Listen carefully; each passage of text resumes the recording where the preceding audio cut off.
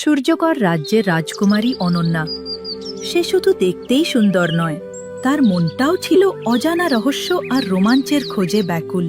আর তার সঙ্গী ছিল ছোট্ট বন্ধু টুনি, যার কাছে সবচেয়ে বড় রোমাঞ্চ ছিল একটা পাকা ফলের সন্ধান করা। রাজকুমারী, এই রাজ্যের সব বই কি তুমি একাই পড়ে শেষ করবে? আমার তো এই পেয়ারাটা প্রায় শেষ। চলো না বাগানে যাই, ওখানে নতুন জাম পেকেছে। চুপ করো তো টুনি, একটা অসাধারণ জিনিস খুঁজে পেয়েছি, শোনো। এখানে লেখা আছে আলোর অশ্বয়ের কথা। এক জাদুকরী ঘোড়া, যার গায়ের রং চাঁদের আলোর মতো সাদা আর কেশরগুলো সোনার সুতোর মতো উজ্জ্বল। বইয়ে লেখা আছে সে নাকি আমাদের রাজ্য আর মায়াবনের সংযোগস্থলে লুকিয়ে থাকা এক স্ফটিকের গুহায় থাকে। মায়াবন? ওই ভয়ঙ্কর জঙ্গলটার কথা বলছো, যেখানে গাছেরাও নাকি কথা বলে আর শিকড়গুলো পথ আটকে ধরে? না বাবা, আমার শুনেই ডানা কাঁপুনি শুরু হয়ে গেছে। হয় নয় টুনি, এটা তো রোমাঞ্চকর। ভাবো তো একবার, আলোর অশ্বের সাথে যদি আমাদের বন্ধুত্ব হয়ে যায়। বইয়ে লেখা আছে সে নাকি শুধু শুদ্ধ হৃদয়ের মানুষেরই বন্ধু হয়। আর যদি ওটা তোমাকে লাথি মেরে চাঁদের দেশে পাঠিয়ে দেয়, তাহলে আমার কি হবে? কে আমাকে পাকা ফল খুঁজে দেবে? আরে কিচ্ছু হবে না, আমি ওর সাথে দেখা করতে যাবই। চলো তো, প্রস্তুতি নেওয়া যাক।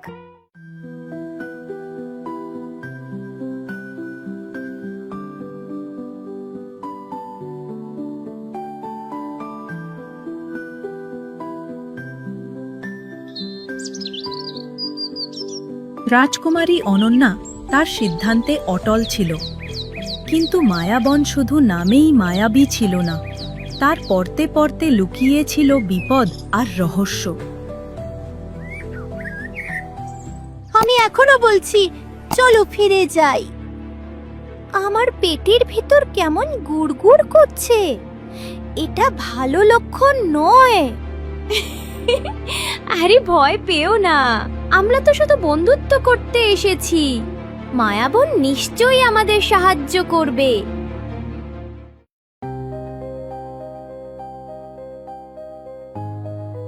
কিছু দূর এগোনোর পর তারা একটা দ্বিধা পথে এসে পড়ে। একটা পথ ডানে গেছে, অন্যটা বামে। দুটো পথই দেখতে একই রকম রহস্যময়। এখন কোন দিকে যাব? বইয়ে তো পথের কথা কিছু লেখা ছিল না।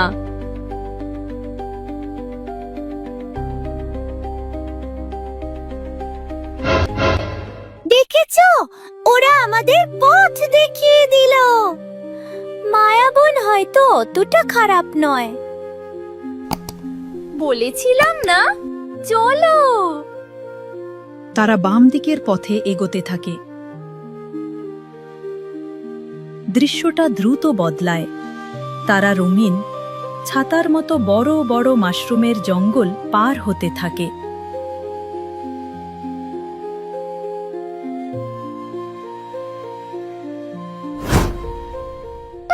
বাঁচাও, বাঁচাও! আমি আঠায় আটকে গেছি। রাজকুমারী, আমাকে বাঁচাও।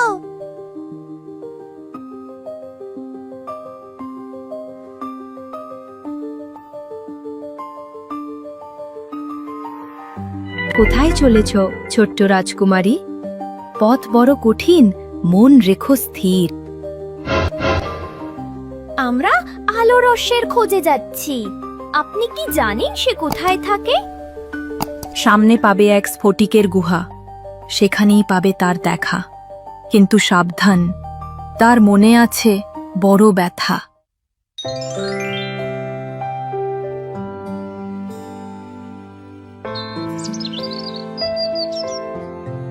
অবশেষে দীর্ঘ যাত্রার পর অনন্যা আর টুনি সেই পৌরাণিক গুহার সামনে এসে পৌঁছালে, যার ভেতরে অপেক্ষা করছিল সেই আলো রস্য। টুনি, মনে হচ্ছে আমরা পৌঁছে গেছি। আমার কিন্তু এখনো ভয় করছে, যদি ওটা আমাদের দেখে রেগে যায়।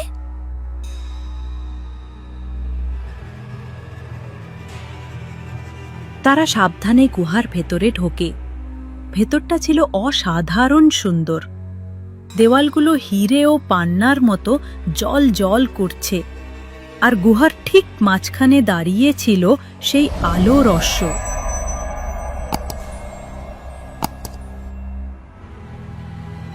ওহ, বেচারা তো বিপদে পড়েছে। ওই বিষাক্ত লতাটা ওকে কষ্ট দিচ্ছে। অনন্যা যেই এক পা এগিয়েছে, আলো রস্য তাকে দেখে আরো বেশি সতর্ক হয়ে গেল। সে সামনের পা তুলে অনন্যাকে ভয় দেখানোর চেষ্টা করল। সাবধান মানবী, আর এক পাও এগোবে না। তোমরা মানুষরা শুধু ক্ষতি করতে জানো।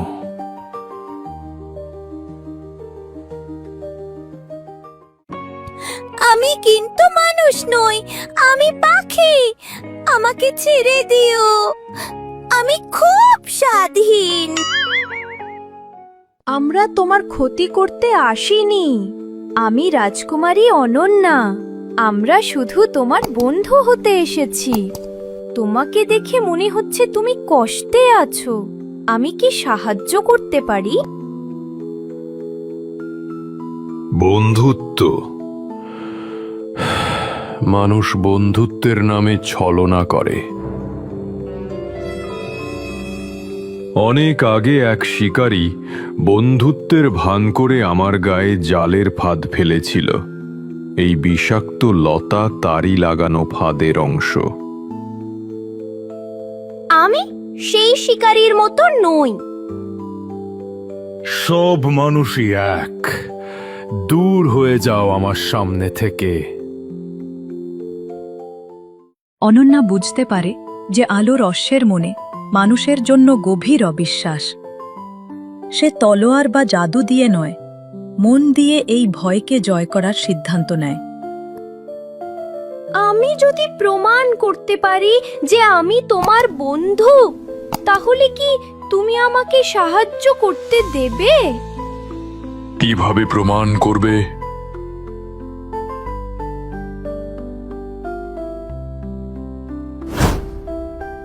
দেখলে, আমি এখন নিরস্ত্র।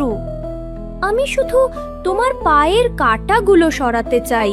এতে আমার ক্ষতি হতে পারে, কিন্তু আমি তোমার কষ্ট দেখতে পাচ্ছি না।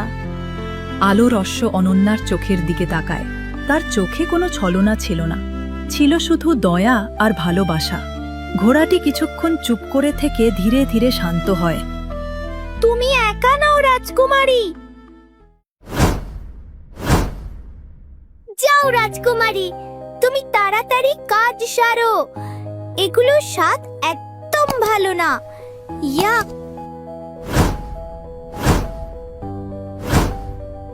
শেষ কাঁটাটা সরানোর সাথে সাথে আলো রস্য এক বিকট জোরে চিহি শব্দ করে ওঠে। তার শরীর থেকে তীব্র আলো বেরিয়ে আসে, যা লেগে বিষাক্ত লতাটা পুরে ছাই হয়ে যায়। গুহাটা আলোয় ভরে যায়। তুমি আমাকে মুক্ত করলে মানবী। তুমি নিজের জীবনের ঝুঁকি নিয়ে আমার বিশ্বাস জয় করেছ। আমি তোমার কাছে ঋণী। আমরা তো বন্ধু, আর বন্ধুরা একে অপরকে সাহায্যই করে। বাহ, এই তো দারুণ ব্যাপার। আমার ডানাতেও সেদিন একটু ব্যথা পেয়েছিলাম। একটু জাদু করে দেবে নাকি? আর আমার পেটেও খুব খিদে পেয়েছে। সেটার কোনো জাদু আছে? এসো আমার নতুন বন্ধুরা, আমি তোমাদের প্রাসাদ পর্যন্ত পৌঁছে দিচ্ছি। আমার পিঠে চড়ে বসো। অনন্যা আনন্দে আলোর অশ্বের পিঠে চড়ে বসে, টুনি তার কাঁধে। ঘোড়াটা গুহা থেকে বেরিয়ে আসে এবং এক দৌড়ে মায়াবনের আকাশে উড়তে শুরু করে।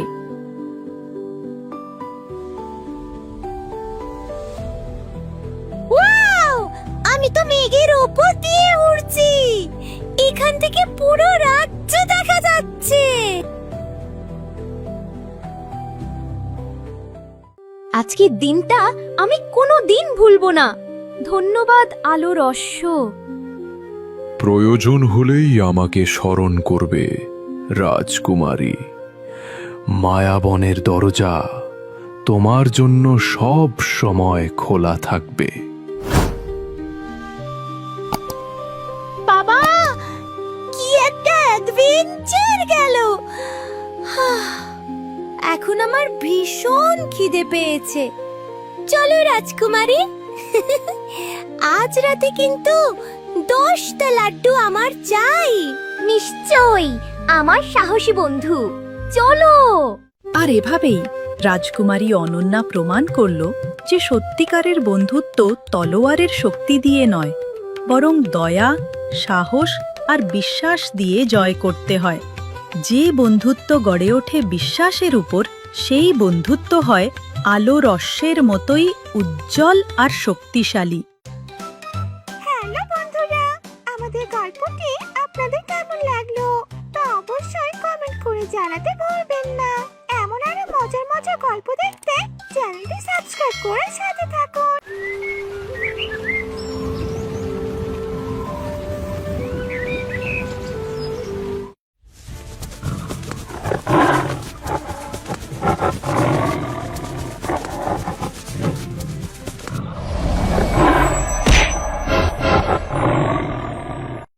সূর্যগড় রাজ্যে তখন বসন্তের ছোঁয়া।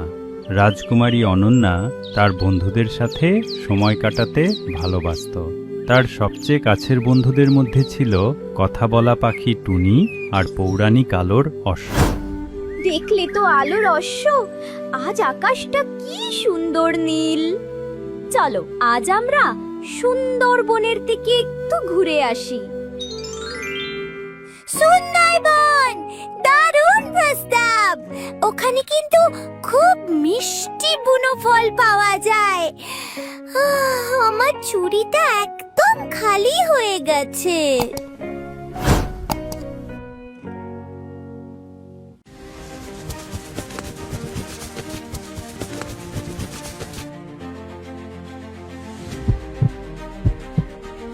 রাজকুমারী, বাঁচান! আমাদের বাঁচান! ভয়ঙ্কর বিপদ। সুন্দরবনে আর এক মুহূর্তও থাকা যাবে না। শান্ত হও। কি হয়েছে খুলে বলো, তোমরা এত ভয় পেয়েছো কেন? বাঘরাজ! বাঘরাজ ক্ষিপ্ত হয়ে গেছেন। তিনি সব পশুকে রাজ্য ছেড়ে চলে যেতে বলেছেন। তার গর্জনে পুরো বন কাঁপছে। বাবা বাগরাজ, আমার তো নাম শুনেই খিদে মরে গেল। কিন্তু বাঘরাজ তো বনের রক্ষক, তিনি কেন এমন করবেন? নিশ্চয়ই কোনো গোলমাল হয়েছে, আমাকে গিয়ে দেখতে হবে। না রাজকুমারী, যাবেন না। বাঘরাজ এখন কারো কথা শুনছেন না। তিনি বলেছেন কোনো মানুষ দেখলেই আক্রমণ করবেন। ভয় পেলে সমস্যার সমাধান হবে না। আলোর অশ্ব, টুনি, চলো। আমাদের সুন্দরবনের বন্ধুদের সাহায্য করতে হবে।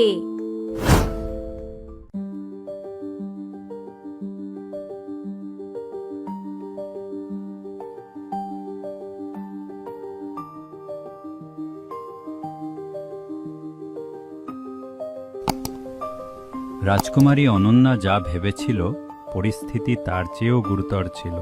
পুরো বন যেন বাঘরাজের ভয়ে নিস্তব্ধ হয়ে গেছে। রাজকুমারী, আমার কিন্তু একদম ভালো লাগছে না। মনে হচ্ছে গাছগুলোও আমাদের দিকে তাকিয়ে আছে। চলো ফিরে যাই, আর কয়েকটা আম খেয়ে আসি।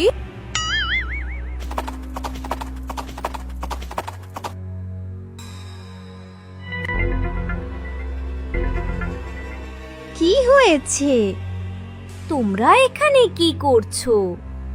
ঝর্ণায় জল নেই কেন?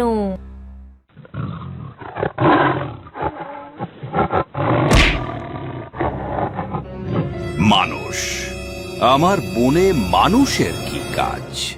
তোমাদের জন্যই আজ আমাদের এই দশা। বেরিয়ে যাও আমার বন থেকে। শান্ত হন বাঘরাজ, আমরা আপনার শত্রু নই, আমরা সাহায্য করতে এসেছি। সাহায্য? তোমাদের সাহায্য আমাদের দরকার নেই। তোমরা মানুষরা শুধু ধ্বংস করতে জানো। নদীর জল তোমাদের জন্যই শুকিয়ে যাচ্ছে।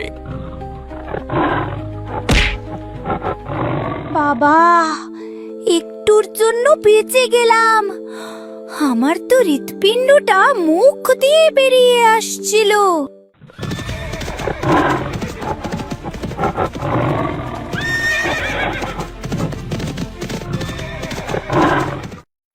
বাঘরাজ বলছিলেন নদীর জল শুকিয়ে যাওয়ার কথা। তার মানে বনের আসল সমস্যাটা অন্য কোথাও। আমাদের সেটা খুঁজে বের করতে হবে।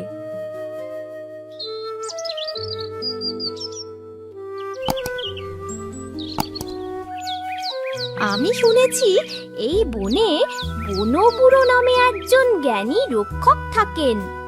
তিনি নিশ্চয়ই এর কারণ জানেন। আমাদের তাকেই খুঁজে বের করতে হবে। বনবুড়ো? সে আবার কে? তার কাছে কি মিষ্টি ফল পাওয়া যাবে? হয়তো পাওয়া যেতে পারে। চলো তো।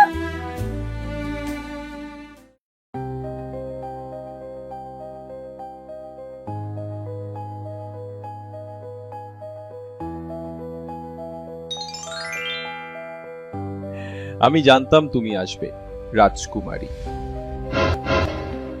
প্রকৃতির ডাক তুমি কখনো উপেক্ষা করতে পারো না। আপনি আমাকে চেনে? আমি এই বনের সবাইকে চিনি। বলো, কি সাহায্য করতে পারি?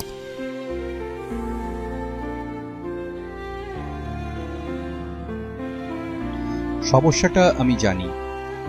নদীর উৎসমুখে এক অশুভ জাদুর পাথর এসে নদীর গতিপথ আটকে দিয়েছে। সেই পাথরকে সাধারণ শক্তি দিয়ে সরানো যাবে না।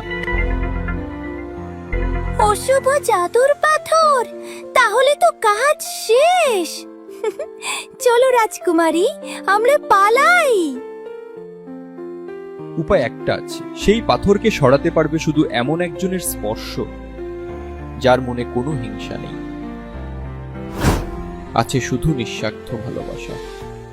তার মানে আমাদের সেই নদীর উৎস মুখে যেতে হবে। ঠিক তাই, কিন্তু পথ খুব বিপদসংকুল, আর বাঘরাজও তোমাকে সেখানে যেতে দেবে না। সে ভাবছে মানুষই এই সমস্যার কারণ। আমাকে পারতেই হবে। বনের পশুদের জন্য আমাকে এটা করতেই হবে।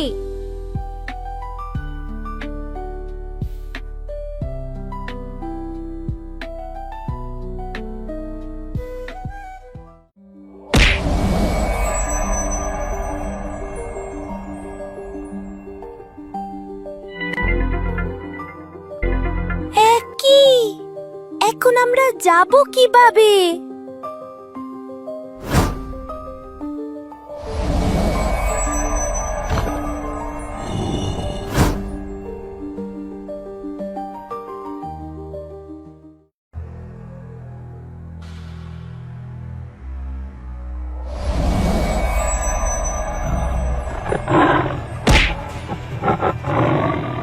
এত সাহস!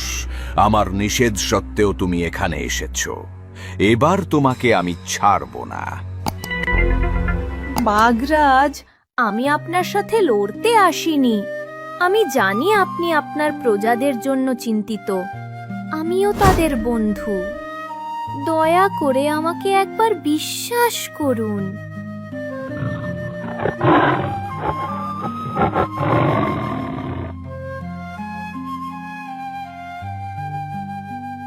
হে বনদেবী, আমি এই বনের সব প্রাণীকে ভালোবাসি। তাদের কষ্ট দূর করে দাও।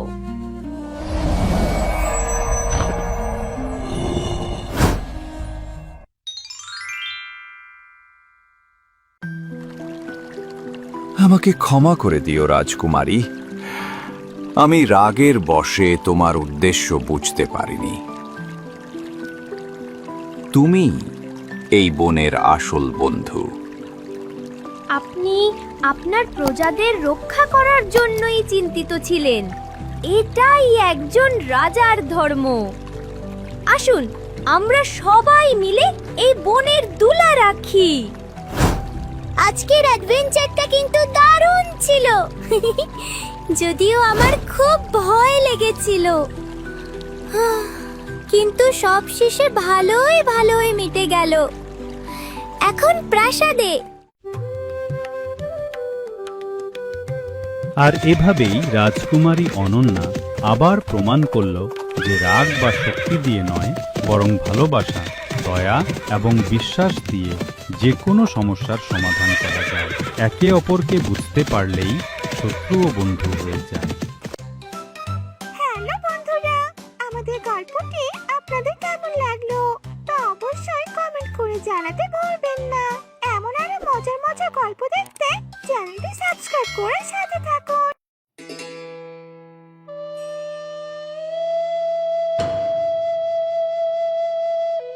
মহারাজ, রক্ষা করুন।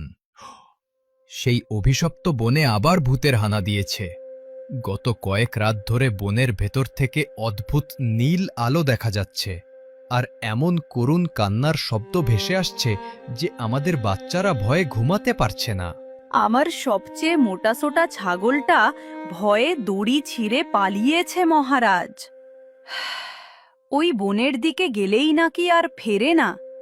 আমরা ভয়ে ওদিকে যেতেও পারছি না। আমি কঠোরভাবে ওই বনে প্রবেশ নিষিদ্ধ করেছিলাম। প্রজাদের সুরক্ষাই আমার প্রথম কর্তব্য। আপনারা কেউ আমার আদেশ অমান্য করে ভেতরে যাননি তো? না মহারাজ, প্রাণে কে মরতে চায়, কিন্তু এভাবে চলতে থাকলে তো আমাদের গ্রাম ছেড়ে পালাতে হবে। মহারাজ, প্রজাদের ভয় অমূলক নয়। আমাদের দ্রুত এর একটা বিহিত করা উচিত। শুধু নিষেধাজ্ঞা দিয়ে রহস্যের সমাধান হবে না। ওরে বাবা রে, ভূতের বন! কান্নার শব্দ, নীল আলো! আমার তো ভয়ে হার্ট অ্যাটাক হয়ে যাবে। রাজকুমারী, তুমি এক্ষুনি জানালা বন্ধ করে দাও। ওসব ভূতের কথা শুনতে নেই। কিন্তু টুনি, কান্নাটা যদি সাহায্যের জন্য হয়। ভূতেরা তো ভয় দেখায়, কাঁদে কেন? আমার মন বলছে ওখানে কোনো রহস্য আছে। কোনো প্রাণী হয়তো বিপদে পড়েছে। রহস্যের সমাধান করার জন্য রাজ্যের সৈনিক আছে, তুমি নও। চলো তো, আমরা বরং রান্নাঘরে গিয়ে লাড্ডু খেয়ে আসি। পেটে লাড্ডু থাকলে ভূতের ভয় লাগে না।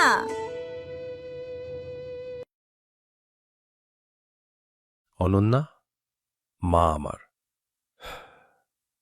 তুমি কিছুই খাচ্ছ না। কোনো সমস্যা? বাবা, ভূতের বনটা নিয়ে আমি ভাবছিলাম, না জেনে না দেখে একটা জায়গাকে আমরা ভয় পাচ্ছি। এটা কি ঠিক? মা, কিছু বিপদ বড়দের জন্য ছেড়ে দিতে হয়। তোমার বাবা তোমার নিরাপত্তার কথা ভেবেই ওই সিদ্ধান্ত নিয়েছেন। কিন্তু মা, সত্যিকারের সাহস তো বিপদের সামনা করা, পালিয়ে যাওয়া নয়। যথেষ্ট হয়েছে। এ নিয়ে আর কোনো কথা হবে না। তুমি প্রাসাদের বাইরে এক পাও ফেলবে না, এটাই আমার আদেশ। ওই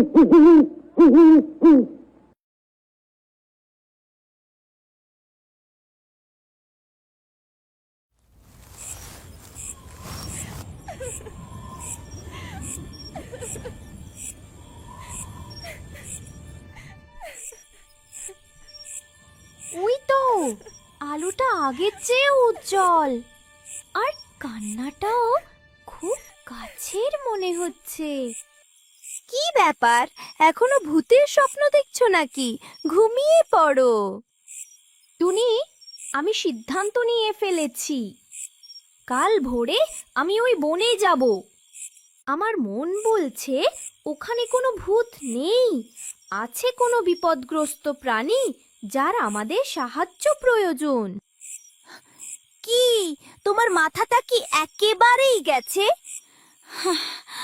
আমি কিন্তু ওই মৃত্যু ফাঁদে এক পাও দেব না, তুমিও যাবে না।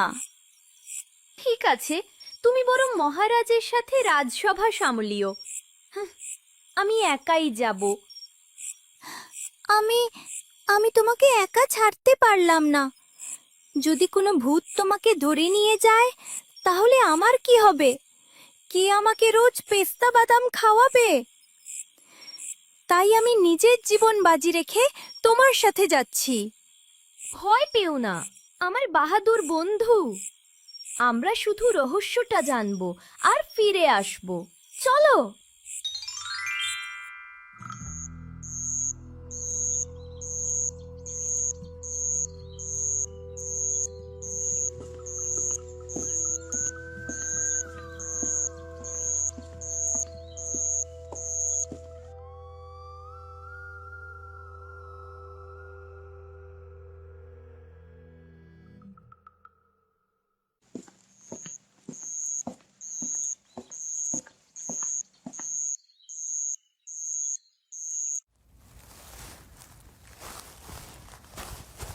ওই রে, এসে গেছে। লম্বা দাঁত, বড় বড় নখওয়ালা ভূত। আমাকে আগে খেও না, আমি খুব রোগা। দেখলে তো, এরা বনের জাদুকরি কাঠবিড়ালি, ওরা আমাদের পথ দেখাচ্ছে। এবার তো খোপা থেকে বের হতে পারো সেনাপতি টুনি।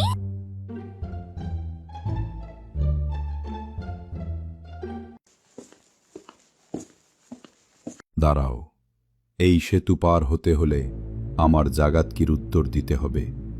ভুল উত্তর দিলে ফিরে যাও। সর্বনাশ, এবার কচ্ছপের ভূত। আমি সব সময় আসি, কিন্তু কখনো পৌঁছাই না। আমি কে? আগামীকাল। ঠিক। যাও, পথ খোলা, তবে সামনে বিপদ আছে, সাবধানে থেকো।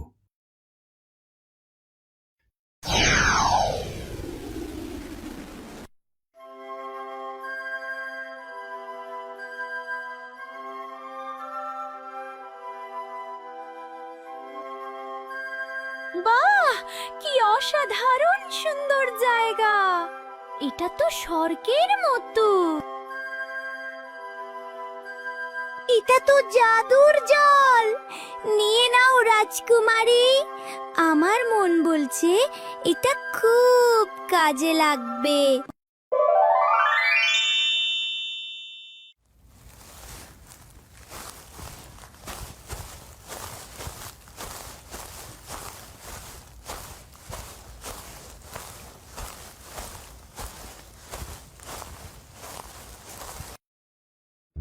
আমি এর ভেতরে এক পাও দেব না। এটা নির্ঘাত ভূতের রাজার বাড়ি, ভেতরে গেলেই কেল্লা ফতে। ভয় পেও না টুনি, কান্নাটা শোনো, মনে হচ্ছে কেউ খুব কষ্টে আছে। আমাদের ওদের সাহায্য করতেই হবে।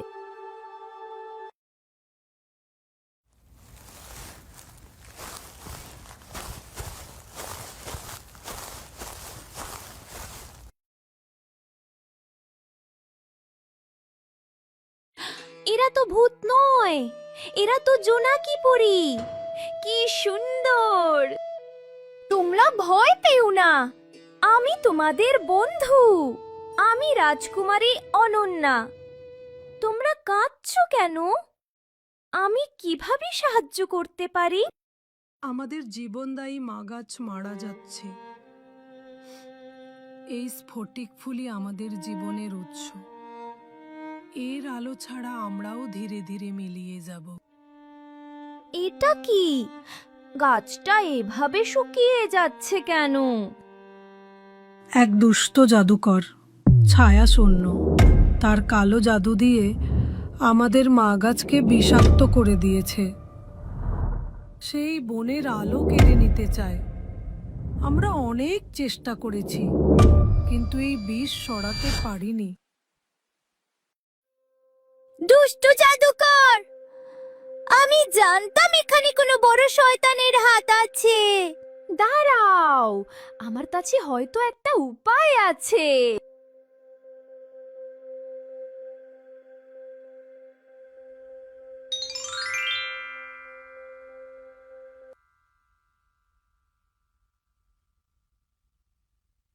সাহসী রাজকুমারী, তুমি আমাদের আর এই বনকে নতুন জীবন দিয়েছ।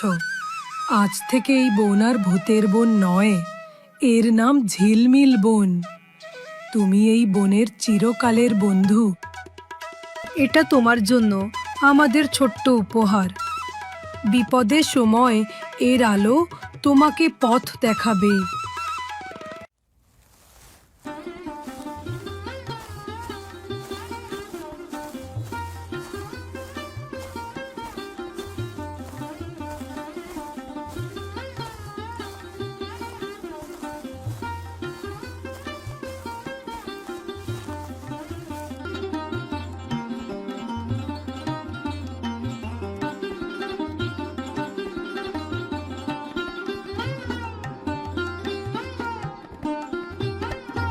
মা, কোথায় ছিলে তুমি? আমরা ভয়ে চিন্তায় শেষ হয়ে যাচ্ছিলাম।